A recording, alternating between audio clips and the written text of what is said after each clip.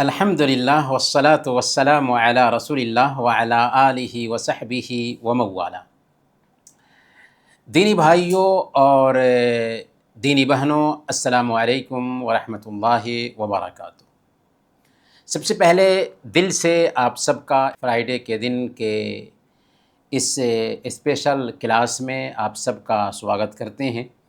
یہ کلاس واقعی اسپیشل ہے کہ اس میں ہم بہت ساری ایسی باتیں سیکھتے ہیں، ایسی باتیں ہم جانتے ہیں جس سے ہم اپنے دین کو اچھا کر پاتے ہیں اور دین پر چلنا ہمارے لیے آسان ہو پاتا ہے۔ تو الحمدللہ ثم الحمدللہ کہ آپ سب ہمارے ساتھ جوائن کرتے ہیں اور اس کی باتیں سیکھتے ہیں، نوٹ کرتے ہیں۔ اور ہم آپ کے نالج کے لیے بتا دیں کہ اگلے ہفتہ انشاءاللہ اس کورس کا آن لائن ہے، کلاس تو ہوگا ہی، اس کے ساتھ ساتھ اگلے ہفتہ ہم ایگزام بھی رکھ رہے ہیں، تو انشاءاللہ آن لائن ایگزام بھی دینا ہے۔ مائی پاتھ کا آج کا یہ جو کلاس ہے یہ 10واں کلاس ہے، اور آج بھی پہلے ہی کے جیسے قرآن، عقیدہ، فقہ، سیرت اور اخلاق کے کچھ چیپٹرز ہم سیکھنے والے ہیں۔ سب سے پہلے قرآن سے سورہ النصر آج ہم سیکھیں گے۔ اللہ تعالیٰ فرماتا ہے اعوذ باللہ من الشیطان الرجیم بسم اللہ الرحمن الرحیم اذا جاء نصر اللہ والفتح، جب اللہ کی مدد آ جائے اور فتح ہو جائے، یعنی مکہ فتح ہو جائے۔ وَرَأَيْتَ النَّاسَ يَدْخُلُونَ فِي دِينِ اللَّهِ أَفْوَاجًا، اور آپ لوگوں کو اللہ کے دین میں جماعت کے جماعت، گروہ کے گروہ داخل ہوتے ہوئے دیکھ لیں۔ وَرَأَيْتَ النَّاسَ، اور آپ دیکھ لیں، يَدْخُلُونَ فِي دِينِ اللَّهِ، اللہ کے دین میں داخل ہو رہے ہوں، افواجا، جماعت کے جماعت، گروہ کے گروہ۔ فسبح بحمد ربک واستغفرہ انہ کان توابا، تو اپنے رب کی تسبیح بیان کریں حمد کے ساتھ، تسبیح بیان کریں حمد کے ساتھ، واستغفرہ، اور اس سے اپنے گناہوں کی معافی چاہیں، انہ کان توابا، بے شک وہ بڑا ہی توبہ قبول کرنے والا ہے۔ یہ ہے سورہ النصر۔ اس سورہ کے معنی کو ہم نے سمجھ لیا۔ اس سورہ کی ویاکھیا اور اس کی تفسیر ہم جانتے ہیں۔ سورہ النصر یہ مدنی سورہ ہے، یعنی مدنی سورہ اس سورہ کو کہتے ہیں جو ہجرت کے بعد اللہ کے نبی صلی اللہ علیہ وسلم پر اتری ہو، اور مکی سورہ اس سورہ کو کہتے ہیں جو ہجرت سے پہلے اللہ کے نبی صلی اللہ علیہ وسلم پر اتری ہو۔ اگرچہ وہ سورہ مکہ میں اترے یا مدینہ میں اترے، تو جو سورہ ہجرت سے پہلے اتری اس کو مکی کہیں گے، اور جو سورہ ہجرت کے بعد اتری اس کو مدنی سورہ کہتے ہیں۔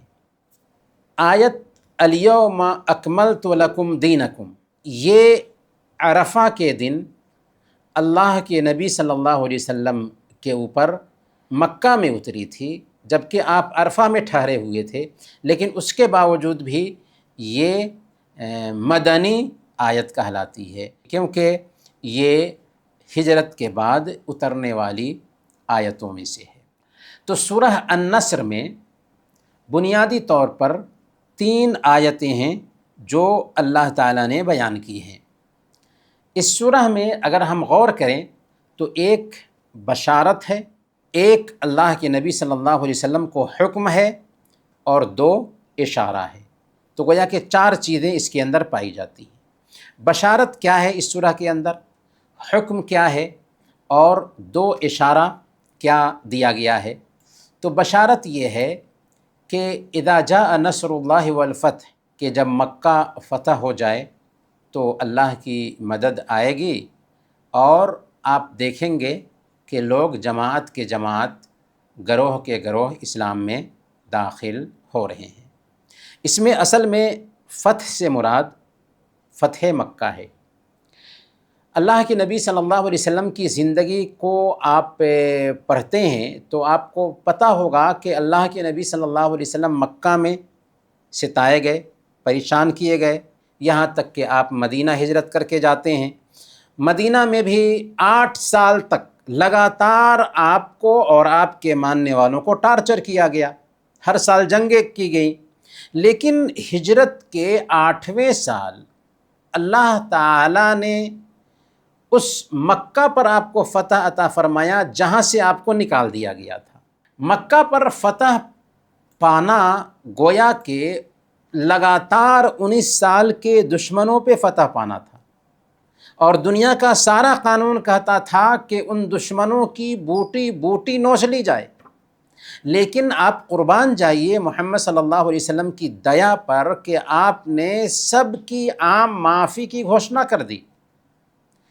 اس کے بعد کیا ہوا؟ اس کے بعد ان لوگوں کو خود سمجھ میں آ گیا کہ جس انسان کو ہم نے اتنے دنوں تک ٹارچر کیا، پریشان کیا، وہ انسان سوارتھی نہیں تھا، بلکہ وہ ہمارا ہتیشی تھا، وہ ہمارا بھلا چاہنے والا تھا۔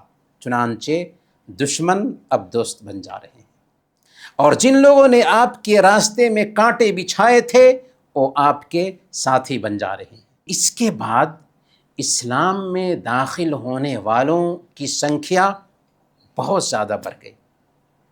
یہی وجہ ہے کہ مکہ فتح ہونے کے سال اللہ کے نبی صلی اللہ علیہ وسلم مکہ میں داخل ہوئے تو 10,000 کی سنکھیا میں تھے۔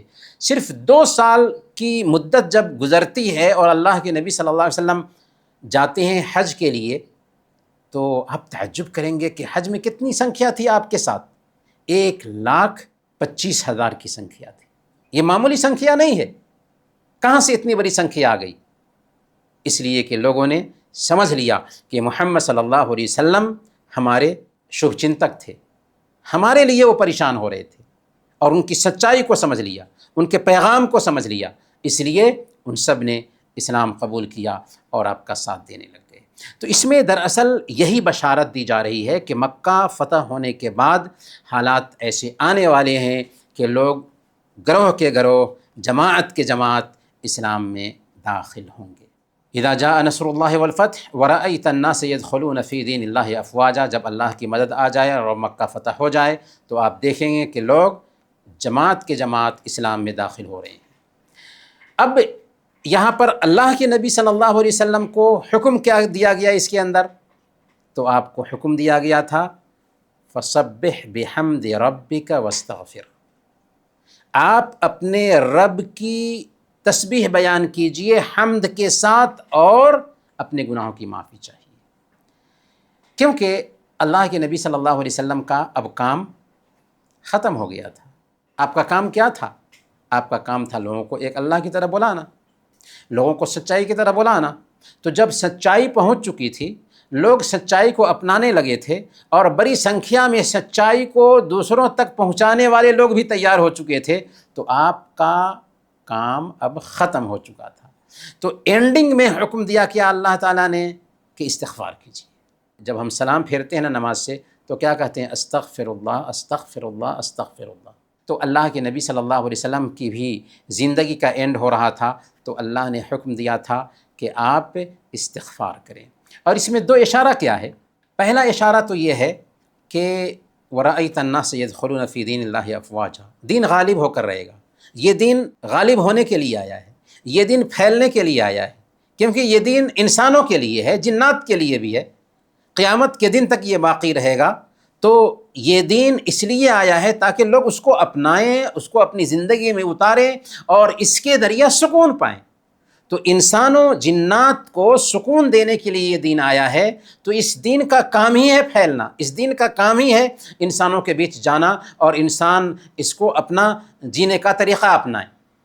تو اس میں ایک اشارہ یہ تھا کہ یہ دین پھیلے گا۔ اسی لیے آج کے ڈیٹ میں بھی جب کہ پوری دنیا کا میڈیا سب سے زیادہ اسلام کے خلاف بات کرتا ہے، اس کے باوجود بھی دنیا کا سروے کہتا ہے کہ سب سے زیادہ پھیلنے والا دین اسلام ہے امریکہ اور یورپ میں۔ کیوں پھیل رہا ہے؟ اس لیے کہ اس دین کے اندر سچائی ہے، یہ دین اللہ کا اتارا ہوا ہے، سوبھاؤ سے لگتا ہوا دین ہے، اسی لیے اس دین میں سچائی ہے۔ تو ایک اشارہ اس میں یہ ہے کہ یہ دین پھیلتا رہے گا۔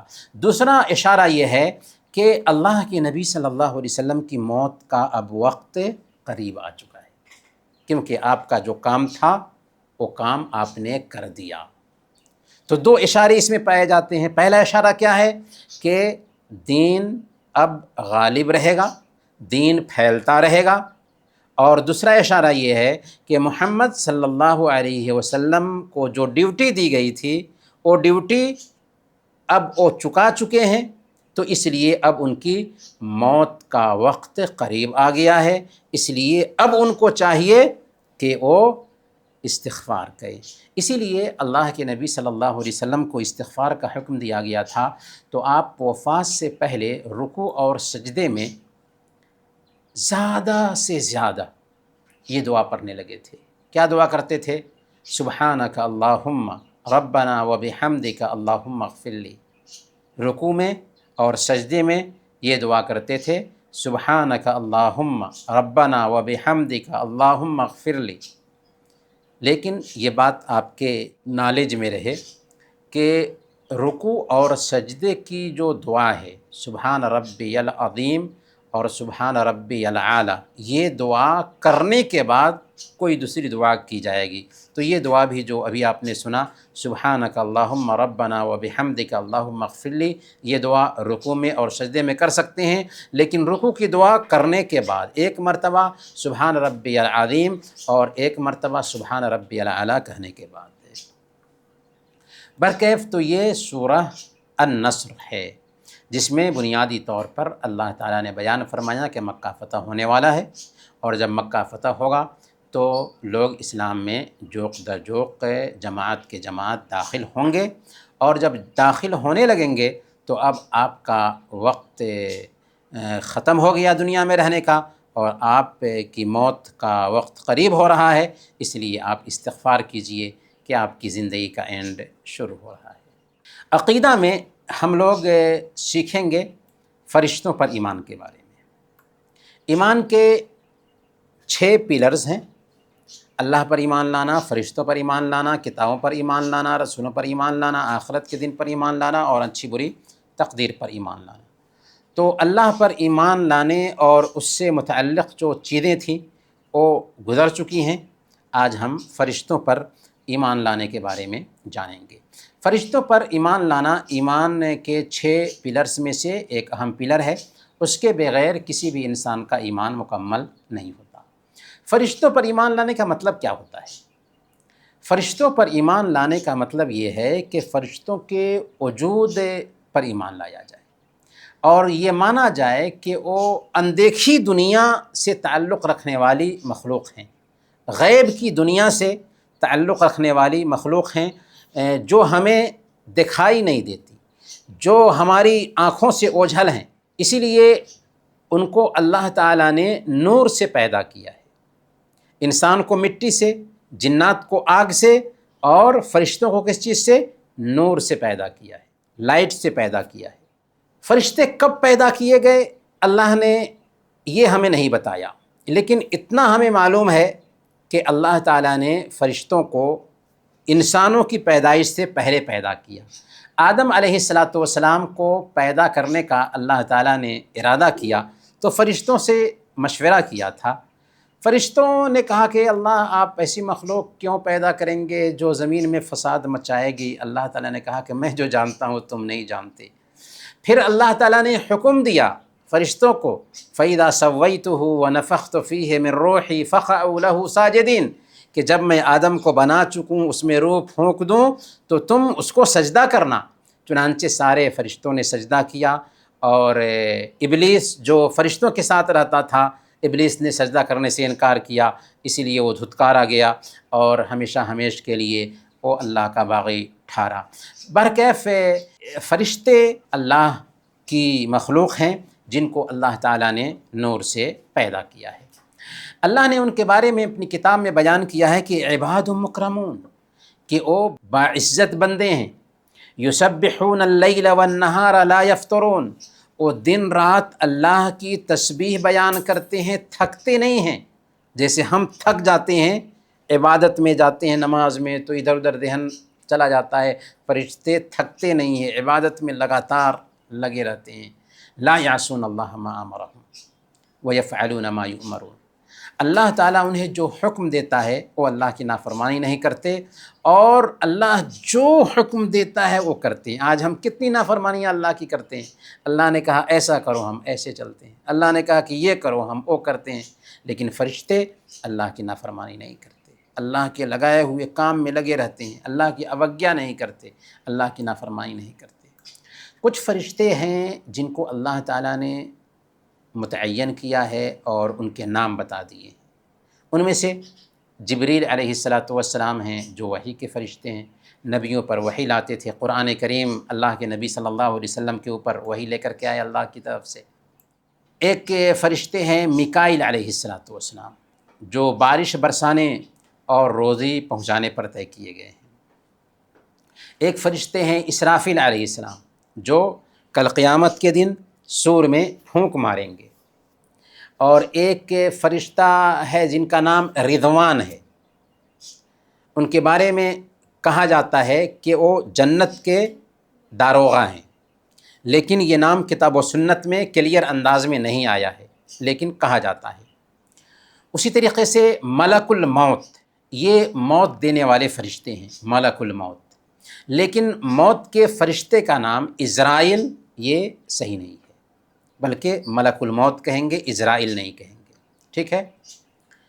کچھ فرشتے ہیں جن کی خاص صفتیں بیان کی گئی ہیں، جیسے عرش اٹھانے والے فرشتے ہیں، حفاظت کرنے والے فرشتے ہیں، لہ معقبات من بین یدیہ ومن خلفہ یحفظونہ من امر اللہ۔ اللہ تعالیٰ نے نیک بندوں کے لیے آگے اور پیچھے سے بڑی گارڈ طے کر رکھا ہے جو ان کی اللہ کے حکم سے حفاظت کرتے ہیں۔ اچھے اور برے اعمال نوٹ کرنے والے فرشتے ہیں جن کو کرامن کاتبین کہا جاتا ہے۔ دائیں اور بائیں کندھوں پر فرشتے ہیں جو ہم جو کچھ بھی کرتے ہیں اسے نوٹ کر لیتے ہیں۔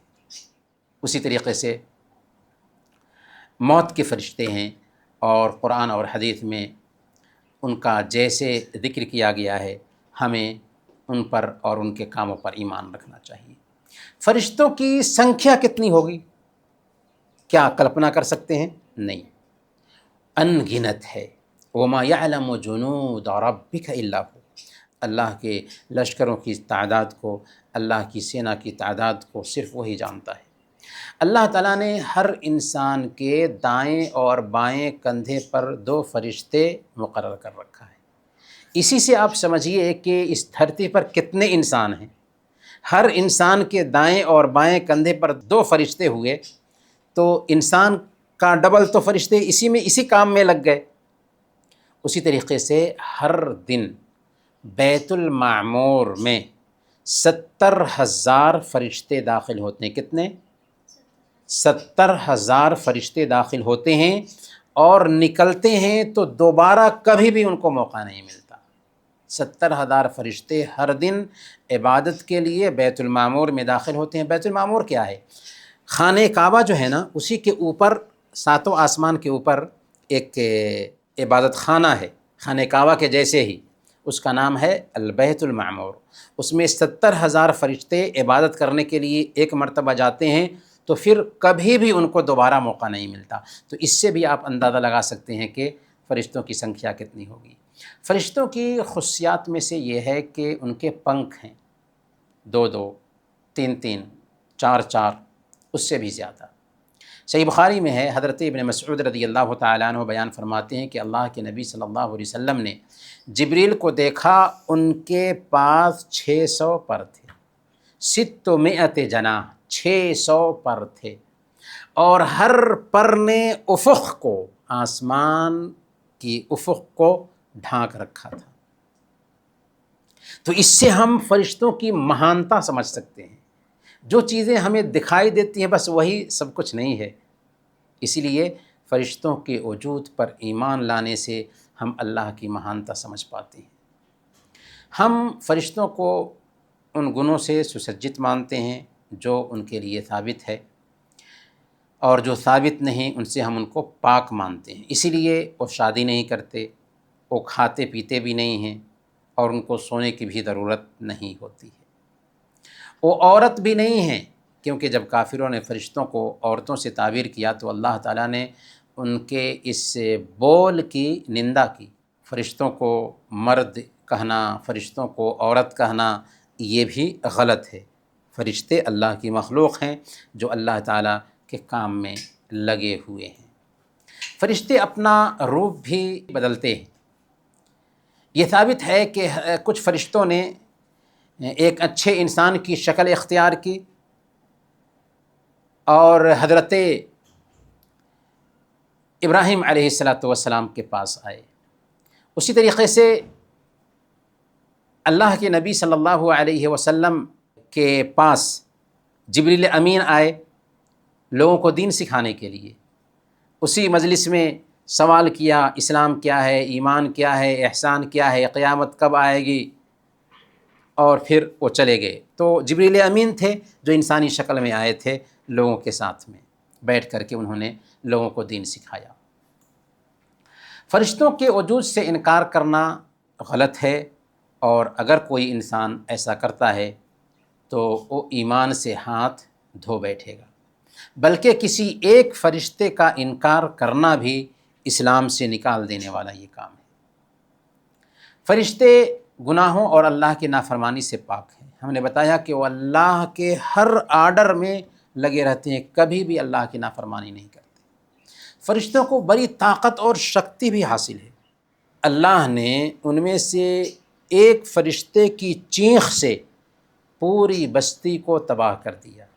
جبریل امین نے قوم لوط کے شہر مدائن کو الٹ دیا۔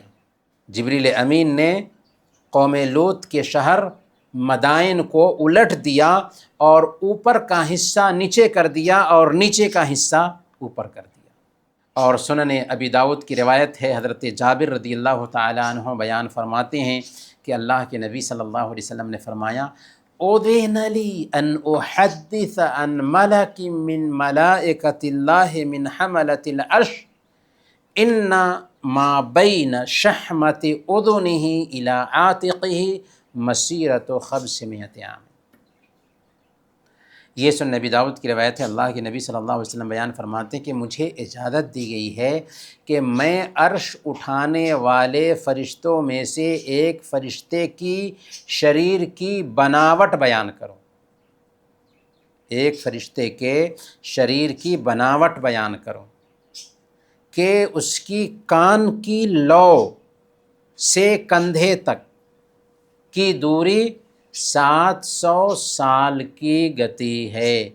کان کی لو سے کندھے، فرشتے کے کان کی لو سے کندھے تک کی دوری کتنی ہے؟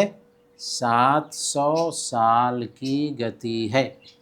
700 سال ایک تیز سواری کے اوپر سوار ہو کر کے چلیں گے 700 سال، تب اس فرشتے کے کان کی لو اور کندھے کو چھو پائیں گے۔ اتنے مہان فرشتے ہیں تو اللہ کی مہانتا کیا ہوگی؟ سمجھ میں آ رہا ہے نا؟ الحمدللہ۔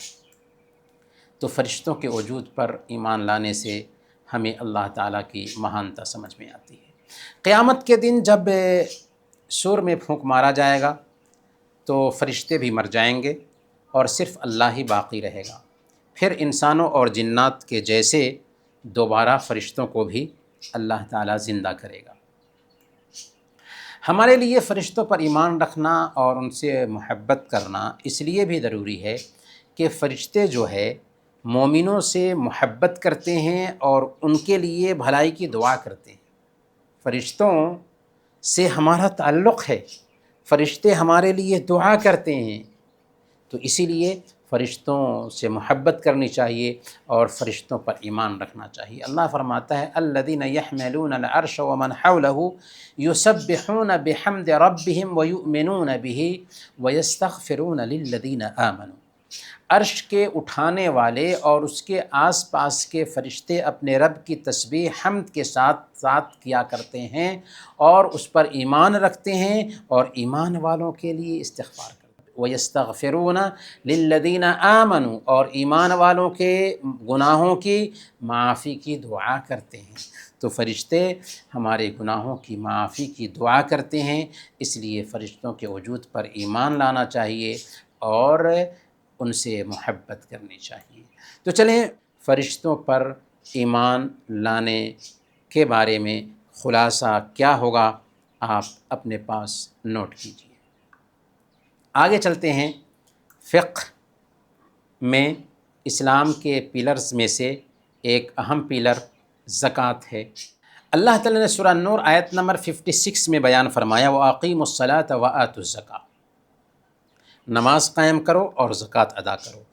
اللہ تعالیٰ نے قرآن کریم میں نماز اور زکوٰۃ دونوں کا ایک ساتھ ذکر کیا ہے۔ اس سے پتہ یہ چلتا ہے کہ جیسے نماز ایک بدنی عبادت ہے، ویسے ہی زکوٰۃ ایک مالی عبادت ہے، اور جیسے نماز ضروری ہے ویسے ہی مالداروں کے اوپر زکوٰۃ بھی ضروری ہے۔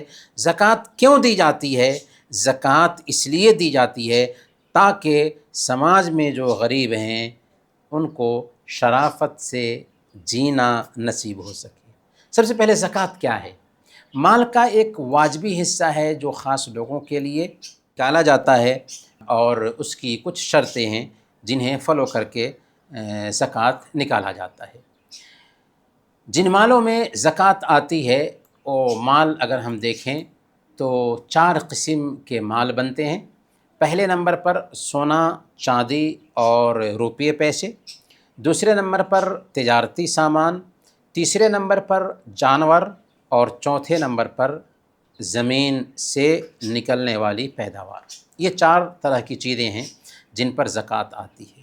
سب سے پہلے سونا، چاندی اور روپے پیسے کی زکوٰۃ کا طریقہ کیا ہوگا اور نصاب کیا ہوگا؟ تو سونا اور چاندی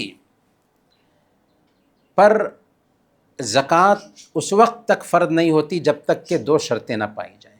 پہلی شرط یہ ہے کہ وہ نصاب کو پہنچ جائے، اور دوسری شرط یہ ہے کہ ان پر سال گزر جائے۔ سونا کا نصاب کیا ہے اور چاندی کا نصاب کیا ہے؟ سونا 85 گرام 85 گرام خالص سونا ہو جائے تو نصاب کو پہنچ چکا ہے، اس سے کم ہو تو نصاب کو نہیں پہنچا۔ تو 85 گرام خالص سونا ہو تب۔ خالص سونا کا مطلب یہ ہوا کہ جو بناوٹی سونے زیور ہوتے ہیں نا، تو زیور میں کچھ مکس ہوتا ہے، اس مکس کو نکالنے کے بعد اگر کسی کا سونا 85 گرام نہیں پہنچتا ہے تو اس پر زکوٰۃ نہیں ہے۔ تو سونا 85 گرام ہو جائے اور پھر اس پر سال گزر جائے تو زکوٰۃ ہے۔ چاندی اگر 595 گرام ہو جائے، کتنا؟ 595 گرام ہو جائے یا اس سے زیادہ ہو، خالص چاندی، تو اس پر زکوٰۃ ہے۔ اگر اس پر سال گزر جاتا ہے تو سونا اور چاندی دونوں کے لیے نصاب شرط ہے اور سال گزرنا شرط ہے۔ نصاب سونا کا 85 گرام ہے اور چاندی کا 595 گرام ہے، اور دونوں پر سال گزر جائے تو زکوٰۃ کیسے دیں گے؟ مارکیٹ کے ریٹ کے مطابق اس سونے کا یا اس چاندی کا دام نکالیں گے۔ جیسے ہم جائیں گے مارکیٹ میں، پوچھیں گے کہ آج سونا کا ریٹ کتنا ہے، آج چاندی کا ریٹ کتنا ہے، اور انہوں نے بتایا کہ اتنا ریٹ ہے، تو ہمارے سونا پہ سال گزر چکا تھا، ہمارے چاندی پہ سال گزر چکا تھا، تو اب انہوں نے بتایا کہ اتنا ریٹ ہے، تو اس کے حساب سے ہم اپنے سونا کی قیمت نکالیں گے۔ جتنی قیمت نکلتی ہے اس قیمت کی ہمیں زکوٰۃ دینی ہوگی۔ زکوٰۃ کیسے دیں گے؟ جتنے پیسے آئے نا، ان پیسوں کو آپ 40 سے ڈیوائیڈ کر دیجئے۔ کتنے سے؟ 40 سے ڈیوائیڈ کر دیجئے۔ 40 سے تقسیم کریں گے آسانی سے 2.5 آ جائے گا۔ 2.5% زکوٰۃ نکالنا پڑتا ہے، تو 2.5 زکوٰۃ کے طور پر آ جائے گا۔ اچھا، روپے پیسے میں زکوٰۃ کیسے ہوگی؟ یا تو سونا کا اعتبار کیا جائے گا یا چاندی کا اعتبار کیا جائے گا روپے پیسے کے نصاب کے لیے۔ بہتر ہے چاندی کا نصاب دیکھا جائے، کیونکہ چاندی کے نصاب کو اختیار کرنے کی وجہ سے غریبوں کا فائدہ ہوتا ہے۔ علماء یہی کہتے ہیں کہ احب للفقراء، فقیروں کے لیے جس نصاب میں بہتری ہو اس کو اختیار کرنا چاہیے۔ تو چاندی کا نصاب جب ہم اختیار کرتے ہیں تو ہم دیکھیں گے کہ 595 گرام چاندی کے برابر میں اگر ہمارے پاس پیسے ہوں اور ان پیسوں پر سال گزر جاتا ہے، تو سال گزرنے کے بعد ان پیسوں کو اور دوسرے جو پیسے جن پر سال گزرا ہے ان سارے پیسوں کو، اسی طریقے سے سونا کے جو پیسے بنے اس کو بھی، چاندی کے جو پیسے بنے اس کو بھی، سب کو جمع کر لیں گے اور تقسیم کریں گے کتنے سے؟ 40 سے۔ نتیجہ آئے گا اسی کو زکوٰۃ کے طور پر نکالیں گے، کیونکہ زکوٰۃ نکالی جاتی ہے 2.5 2.5%۔ ٹھیک ہے، تو یہ سونا چاندی اور روپے پیسے کی زکوٰۃ کا طریقہ رہا۔ تجارتی سامان کی زکوٰۃ کیسے نکالی جائے گی؟ تو تجارتی سامان میں جو سامان استعمال کرنے کے لیے ہم رکھے ہوں نا، اس پہ زکوٰۃ نہیں ہے۔ یہاں تک کہ ہم زمین خرید کے رکھے ہوئے ہیں تو اس زمین پہ بھی زکوٰۃ نہیں ہے، چاہے کتنی بھی مالیت کی زمین کیوں نہ ہو۔ ہاں، اگر ہم نے اس نیت سے خریدا ہوا ہے کہ اس زمین کو بیچ کر کے فائدہ اٹھائیں گے تو یہ تجارتی سامان ہو گیا، تو ہر سال اس زمین کی قیمت نکال کر کے زکوٰۃ دینی ہوگی۔ تو جو سامان تجارت کے لیے رکھا گیا ہو، چاہے کچھ بھی ہو، اس کا مقصد تجارت ہو، تو اس کی زکوٰۃ دینی ہوگی۔ طریقہ کیا ہے؟ اس سامان کی قیمت لگائیں گے سال گزرنے کے بعد، اور جو قیمت بنتی ہے اس قیمت کی زکوٰۃ نکالیں گے۔ کتنا؟ 2.5 2.5%۔ جانور کا نصاب کیا ہوگا؟ جانور کی زکوٰۃ کے لیے 4 چیزیں ہیں جن کو دیکھنا ہوتا ہے۔ سب سے پہلے نمبر پر نصاب کو پہنچ جائے وہ جانور۔ اچھا، کون کون سے جانور میں زکوٰۃ ہے؟ اونٹ، بکری، اور بکری میں بھیڑ بھی آ جاتے ہیں، اور گائے، اور گائے میں بھینس بھی داخل ہے۔ تو اونٹ، گائے، بکری اور بھیڑ اور بھینس، تو ان جانوروں میں زکوٰۃ ہے۔ اس کے علاوہ جو دوسرے جانور ہوں گے ان میں زکوٰۃ نہیں ہے۔ اچھا، اونٹ کا نصاب کیا ہوگا؟ 5 سے کم اونٹ میں زکوٰۃ نہیں ہے۔ اگر 5 سے زیادہ اونٹ ہے تبھی زکوٰۃ ہے، 5 سے کم ہے تو زکوٰۃ نہیں، 5 یا اس سے زیادہ ہے تبھی زکوٰۃ ہے۔ اسی طریقے سے گائے کم سے کم 30 ہونی چاہیے، اگر 29 گائے ہے تو اس میں زکوٰۃ نہیں۔ اور بکریاں کم سے کم 40 ہونی چاہیے، اگر 39 بکریاں ہیں تو ان میں زکوٰۃ نہیں۔ ٹھیک ہے، تو نصاب کو پہنچ جانا چاہیے۔ دوسرے نمبر پر ان جانوروں پر سال بھی گزر جائے، کیونکہ سال گزرنے کے بعد ہی زکوٰۃ آئے گی۔ تیسرے نمبر پر وہ جو جانور جو ہم نے رکھا ہوا ہے سال بھر چرتے ہوں، ایسا نہ ہو کہ مالک کو کھانا خرید کر کے کھلانا پڑتا ہے۔ اگر مالک کھانا خرید کر کے کھلاتا ہے، یعنی چارہ خرید کر کے کھلاتا ہے، تو اس پہ زکوٰۃ نہیں آئے گی، بلکہ چرنے پر گزارا کرتے ہوں جانور۔ اسی طریقے سے چوتھی شرط یہ بھی ہے کہ جانور کو بوجھ ڈھونے کے لیے یا کھیتی باڑی کے لیے نہ رکھا گیا۔ اگر جانور بوجھ ڈھونے کے لیے ہیں یا کھیتی باڑی کے لیے رکھے گئے ہیں تو چاہے تعداد کتنی بھی ہو ان پہ زکوٰۃ نہیں آئے گی۔ تو یہ کچھ چیزیں ہیں، شرطیں ہیں جانوروں کی زکوٰۃ کے لیے۔ اچھا، اب ہم جانتے ہیں زمینی پیداوار کی زکوٰۃ۔ زمین سے جو پیداوار ہوتی ہے تو پیداوار کے لیے ایک قاعدہ ہے۔ قاعدہ کیا ہے کہ جو پیداوار کو ذخیرہ کر کے جمع کر کے رکھا جا سکتا ہو اسی پہ زکوٰۃ ہے۔ جس پیداوار کو ذخیرہ نہیں کیا جا سکتا، جیسے ساگ سبزیاں وغیرہ ہیں تو خراب ہو جاتی ہیں یہ چیزیں، تو ان پہ زکوٰۃ نہیں ہے۔ ہاں، اگر کوئی آدمی کاروبار کرتا ہے اس کا، تو جو منافع ہوگا، فائدہ ہوگا، اس فائدے پہ زکوٰۃ آئے گی۔ تو زمین سے جو پیداوار ہوتی ہے اس کا نصاب کیا ہے؟ اس کا نصاب یہ ہے کہ 653 کلو گرام اناج ہو جائے۔ 653 کلو گرام اناج ہو جاتا ہے تو اس پہ زکوٰۃ ضروری ہو جاتی ہے، اور اس کے لیے سال گزرنا ضروری نہیں ہے۔ یہ بات نوٹ کر کے رکھیے۔ وَآتُوا حَقَّهُ يَوْمَ حَصَادِهِ، جس دن کٹائی ہوتی ہے اس دن اگر ہمارے اس اناج کو وزن کیا ہم نے اور وہ 653 کلو گرام ہو چکا ہے یا اس سے زیادہ ہے تو اس کی زکوٰۃ نکالنی ہوگی۔ اگر سال میں 2 مرتبہ یہ اناج ہو تو 2 مرتبہ زکوٰۃ دینی ہوگی۔ کیسے زکوٰۃ نکالیں گے؟ اگر زمین کو محنت سے سیراب کیا تھا تو محنت سے سیراب کرنے کی وجہ سے کم زکوٰۃ آئے گی، 20 حصہ میں سے 1 حصہ۔ جیسے زمین پہ خرچ آیا زمین کو سیراب کرنے میں، تو 20 حصہ میں سے 1 حصہ زکوٰۃ کے طور پر نکالیں گے۔ اور اگر بغیر محنت کے کھیت سیراب ہو گیا تو 10 حصہ میں سے 1 حصہ زکوٰۃ کے طور پر نکالیں گے۔ تو یہ تفصیل رہی زکوٰۃ کی۔ زکوٰۃ کا فائدہ کیا ہے؟ سب سے پہلے زکوٰۃ عبادت ہے۔ زکوٰۃ دینے سے ایک بندہ اللہ تعالیٰ کا پیارا بنتا ہے۔ زکوٰۃ دینے سے اللہ تعالیٰ راضی ہوتا ہے، کیونکہ یہ اللہ کا حکم ہے کہ اگر ہم نے تم کو مال دیا ہے تو اس مال کا ایک حصہ غریبوں کے لیے نکالو۔ وَآتُوا حَقَّهُمْ وَآتُوهُم مِّن مَالِ اللَّهِ الَّذِي آتَاكُمْ، تم اللہ کے مال میں سے ان کو دو۔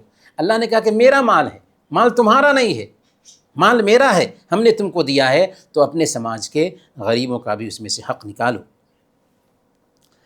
دوسرے نمبر پر زکوٰۃ کا ایک اہم فائدہ یہ ہے کہ زکوٰۃ دینے سے سماج میں ہمدردی کا ماحول پیدا ہوتا ہے۔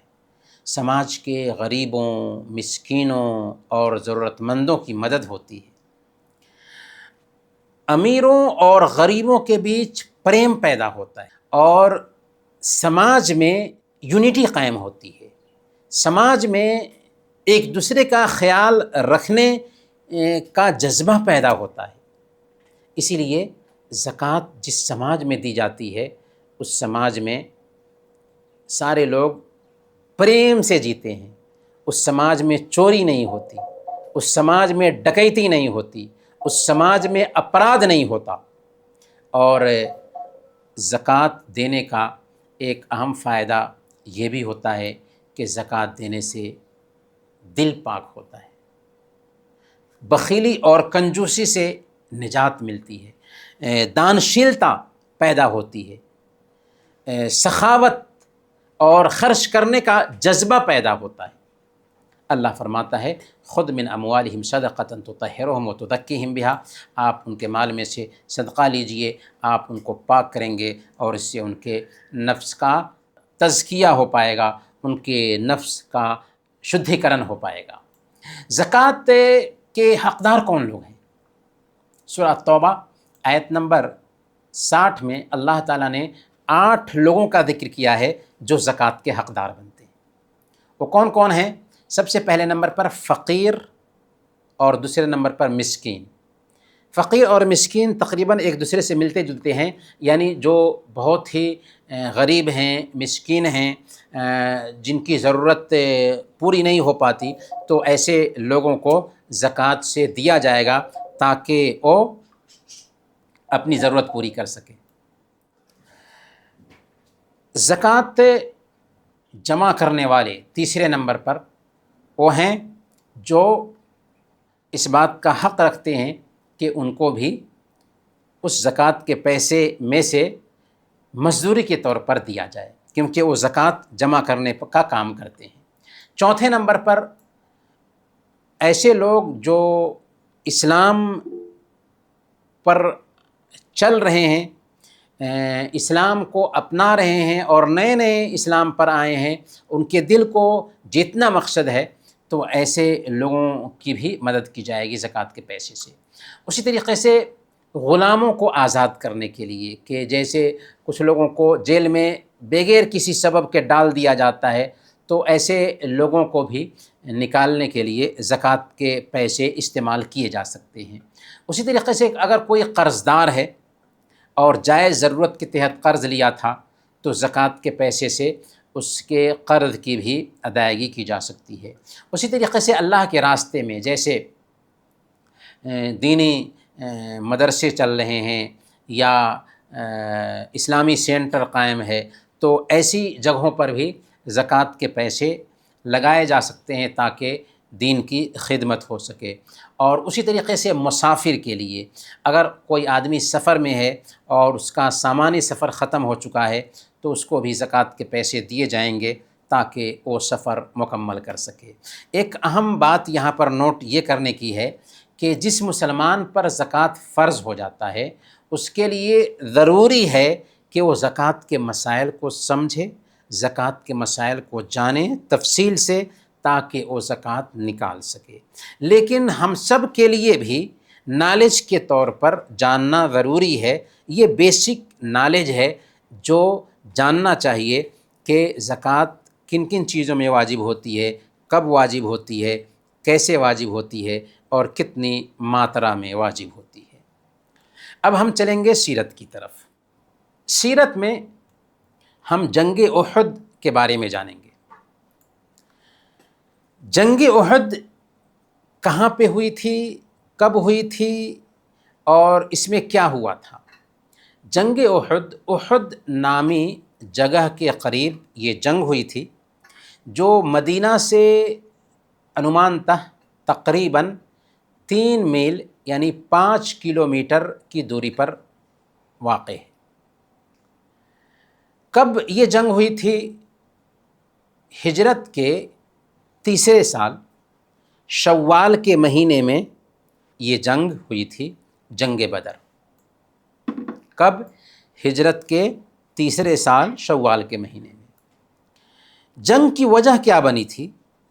جنگ کی وجہ یہ بنی تھی کہ پہلی جو اسلام کی جنگ ہے وہ جنگ بدر ہے۔ جنگ بدر میں مسلمانوں کے جو دشمن تھے بڑی تعداد میں مارے گئے تھے اور کتنے قیدی بنا کر کے لائے گئے تھے، لیکن اللہ کے نبی صلی اللہ علیہ وسلم نے ان سب کے اوپر دیا کرتے ہوئے سب کو معاف کر دیا تھا، رہا کر دیا تھا۔ تو اس جنگ کا بدلہ لینے کے لیے یہ دوسری جنگ کی تیاری کی تھی انہوں نے، جس کا نام ہے جنگ احد۔ اس جنگ میں مسلمانوں کی جو تعداد تھی وہ صرف 1000 تھی، اور مسلمانوں کے جو دشمن تھے قریش، ان کی تعداد 3000 تھی۔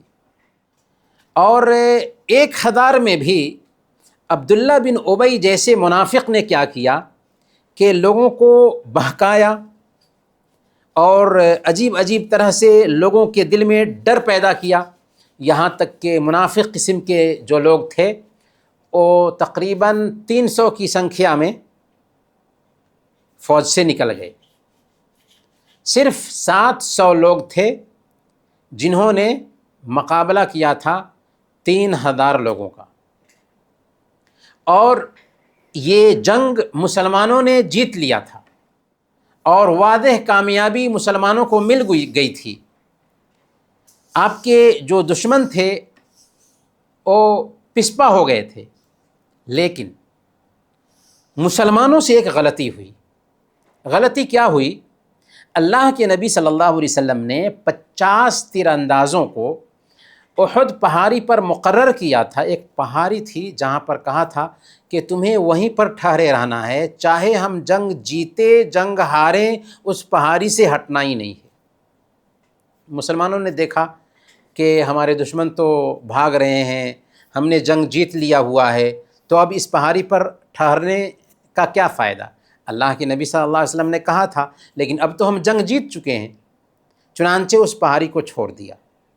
اللہ کے نبی صلی اللہ علیہ وسلم کی ہلکی سی نافرمانی ہوئی تھی، اللہ تعالیٰ نے جیتی ہوئی جنگ کو ہار میں بدل کر کے دکھا دیا کہ اگر تم کبھی بھی نبی کی نافرمانی کرو گے تو ذلت اور رسوائی سے دوچار ہوگی۔ چنانچہ ہوا کیا کہ حضرت خالد بن ولید جو بھی اسلام قبول نہیں کیے تھے، جہاں صحابہ تھے 50 تیر انداز، وہیں سے پیچھے سے آئے اور اسی راستے سے حملہ کیا، یہاں تک کہ جیتی ہوئی جنگ ہار میں بدل جاتی ہے، اور مسلمانوں کو اس جنگ میں بہت سارا نقصان اٹھانا پڑتا ہے۔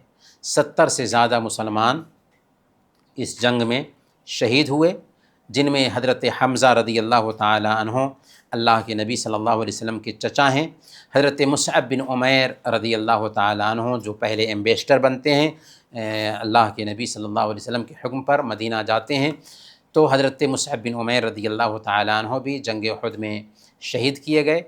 نبی اکرم صلی اللہ علیہ وسلم بھی دشمنوں کے نرغے میں آ گئے اور انہوں نے آپ کو زخمی کر دیا، آپ کے دندان مبارک، آپ کے دانت کو زخمی کیا، چہرہ کو زخمی کیا، آپ کے چہرے سے خون بہنے لگے۔ تو اس طریقے سے اس جنگ میں مسلمانوں کو نقصان سے دوچار ہونا پڑا، صرف اس وجہ سے کہ جہاں پر اللہ کے نبی صلی اللہ علیہ وسلم نے 50 تیر اندازوں کو طے کیا تھا، اس جگہ کو چھوڑ دیا تھا، جس کی وجہ سے جیتی ہوئی جنگ ہار میں بدل گئی۔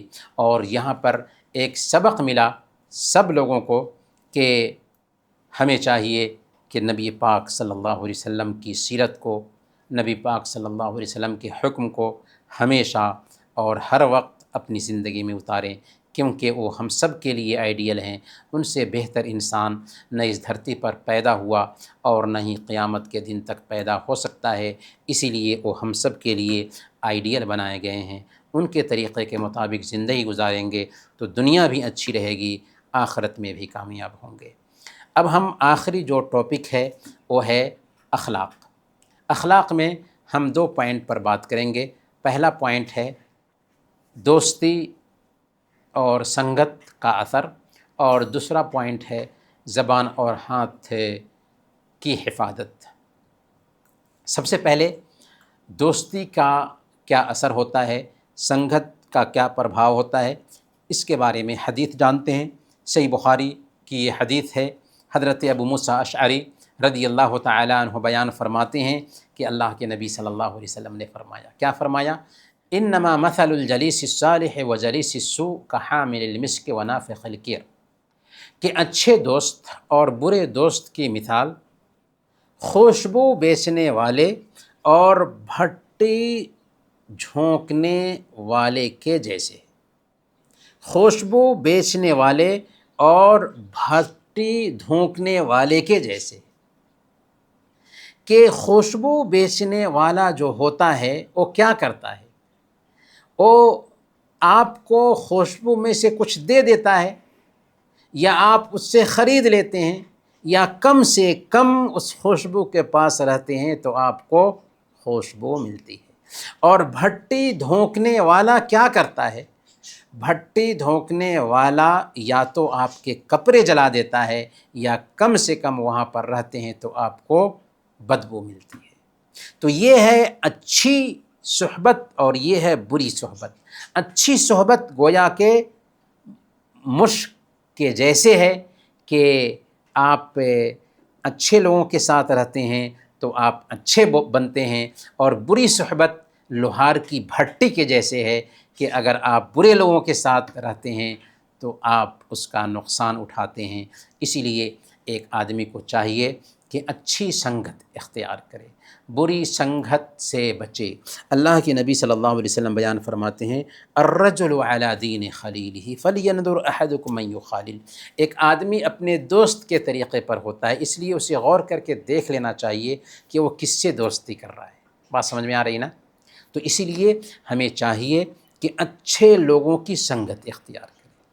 برے لوگ جو ہیں نا، جو ہمارے ساتھ میں دوستی رکھے ہوئے ہوں، ایسے لوگوں کے ساتھ دوستی نہیں نبھانا چاہیے۔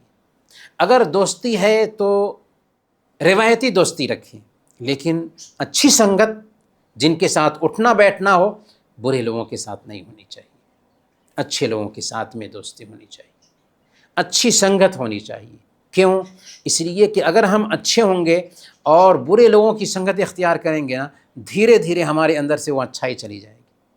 اور اگر ہم اچھے نہ ہوں اور اچھے لوگوں کی سنگت اختیار کریں گے نا، تو دھیرے دھیرے وہ برائی جو ہے نا ہمارے اندر سے چلی جائے گی۔ تو صحبت اچھی ہونی چاہیے، اچھے لوگوں کے ساتھ ہم رہتے ہیں تو اچھے بنتے ہیں، برے لوگوں کے ساتھ ہم رہتے ہیں تو برے بنتے ہیں۔ بلکہ بہت سارے ایسے لوگ دیکھنے کو ملتے ہیں جب ہم جیل وغیرہ میں جاتے ہیں تو، کہ وہ صرف بری صحبت میں رہ رہے تھے، وہ برے نہیں تھے لیکن بری صحبت میں رہ رہے تھے، اس لیے تفتیش میں وہ بھی پکڑے گئے اور وہ بھی جیل میں ڈال دیے گئے۔ تو کبھی بھی برے لوگوں کے ساتھ نہیں رہنا چاہیے، بری سنگت نہیں اختیار کرنی چاہیے، اچھے لوگوں کے ساتھ رہنا چاہیے، اچھی سنگت اختیار کرنی چاہیے تاکہ ہم بھی اچھے بنیں، کیونکہ برے لوگوں کے ساتھ رہیں گے تو ہم بھی برے بنیں گے۔ دوسری چیز جو زبان اور ہاتھ کی حفاظت کے تعلق سے ہے، صحیح بخاری کی روایت ہے، حضرت ابو موسیٰ اشعری رضی اللہ تعالیٰ عنہ بیان فرماتے ہیں کہ اللہ کے نبی صلی اللہ علیہ وسلم نے فرمایا، کیا فرمایا؟ اللہ کے نبی صلی اللہ علیہ وسلم سے پوچھا گیا، یا رسول اللہ ای الاسلام افضل، اے اللہ کے نبی صلی اللہ علیہ وسلم کون سا اسلام بہتر ہے، کون سا اسلام افضل ہے؟ آپ نے فرمایا من سلم المسلمون من لسانہ و یدہ، جس کی زبان اور ہاتھ سے دوسرے مسلمان محفوظ ہیں۔ زبان پر لگام دینا چاہیے، ہاتھ کا استعمال غلط نہیں ہونا چاہیے۔ زبان کی کاٹی ہوئی کھیتیاں ہی ایک انسان کو جہنم میں اوندھے منہ ڈالنے والی ہیں۔ اسی لیے اللہ کے نبی صلی اللہ علیہ وسلم سنن ابی داؤد کی روایت کے مطابق بیان فرماتے ہیں کہ جب ایک انسان صبح کرتا ہے نا تو جسم کے سارے انگ زبان سے کہتے ہیں اتق اللہ فینا، اے زبان ہم سب کے بارے میں تو اللہ کا ڈر رکھنا، تو ٹھیک رہی تو ہم سب ٹھیک رہیں گے، تو خراب ہو گئی تو ہم سب خراب ہو جائیں گے۔ تو زبان کو لگام دینا چاہیے۔ زبان سے دوسروں کو تکلیف پہنچاتے ہیں، زبان سے غیبت کرتے ہیں، چغلی کھاتے ہیں، بری باتیں بولتے ہیں، تو زبان کو کنٹرول میں رکھنے سے بہت سارے مسائل ہمارے حل ہو جاتے ہیں۔ اسی طریقے سے ہاتھ سے بھی دوسروں کو تکلیف نہیں پہنچانی چاہیے، کیونکہ دوسروں کی بد دعا ہمیں لگ سکتی ہے۔ ہاں، ہاتھ سے اچھا کام کریں، دوسروں کو فائدہ پہنچائیں، زبان سے اچھی بات بولیں، تو یہ اچھی چیز ہے، خیر کی چیز ہے، اس سے فائدہ ہوگا۔ تو زبان کو کنٹرول میں رکھنا چاہیے، ہاتھ کو کنٹرول میں رکھنا چاہیے، جسم کے ایک ایک انگ کو کنٹرول میں رکھنا چاہیے۔ آج میں خطبہ دے رہا تھا تو اس میں نے بتایا کہ ایک انسان کے جو جسم کے انگ ہیں، یہ انگ بھی کل قیامت کے دن ہمارے خلاف گواہی دینے والے ہیں، کیونکہ ان انگوں کو اللہ تعالیٰ نے جن کاموں کے لیے پیدا کیا ہے وہی کام ان سے لینا ہے۔ اللہ کی اطاعت کا کام ان سے لینا ہے، اچھے کام ان سے لینا ہے۔ اگر برا کام ان سے لیتے ہیں نا تو ان کے لیے یہ بنائے نہیں گئے ہیں، اسی لیے کل قیامت کے دن ہمارے خلاف گواہی دیں گے کہ اللہ اس بندے نے فلاں دن فلاں جگہ پر ایسا ایسا کیا تھا، کہ اللہ مجھ سے فلاں کام کروایا تھا۔ زبان بولے گی، ہاتھ بولے گا، آنکھ بولے گی، کان بولے گا، جسم کا ایک ایک انگ بولے گا۔ آج زبان کو اللہ تعالیٰ نے بات کرنے کی صلاحیت دی ہے، اسی نے بات کرنے کی صلاحیت دی ہے نا، تو کل ہاتھ کو بات کرنے کی صلاحیت دے سکتا ہے، تو وہ تو چاہے تو کچھ بھی کر لے۔ برکیف انہی باتوں کے ساتھ آج کا ہمارا یہ درس ختم ہوتا ہے، اور پھر ہم بتا دیں آپ کو کہ اگلے ہفتہ تک انشاءاللہ ایگزام ہوگا۔ تو یہ جو کلاسز تقریباً 10 کلاسز ہوئے ہیں، ان کلاسز کو اپلوڈ بھی کر دیا گیا ہے یوٹیوب پر، آپ لوگ انہیں سنیے اور ایگزام کی تیاری کیجیے، کیونکہ اس ایگزام میں شریک ہوں گے تبھی سرٹیفکیٹ ملے گا، جو لوگ شریک نہیں ہوں گے ان کو سرٹیفکیٹ نہیں ملے گا۔ تو جزاکم اللہ خیراً، بارک اللہ فیکم، اللہ تعالیٰ آپ سب کو سلامت رکھے، خیر و عافیت سے رکھے، اور پھر ہمیں انتظار رہے گا کہ آپ سب اگلے ہفتہ بھی ایسی ہی جوائن کریں گے اور ایک دوسرے سے سیکھیں گے۔ اللہ تعالیٰ آپ سب کو خوش رکھے، سلامت رکھے، خیر و عافیت سے رکھے۔ وصلی اللہ علی نبینا محمد وعلی آلہ وصحبہ اجمعین۔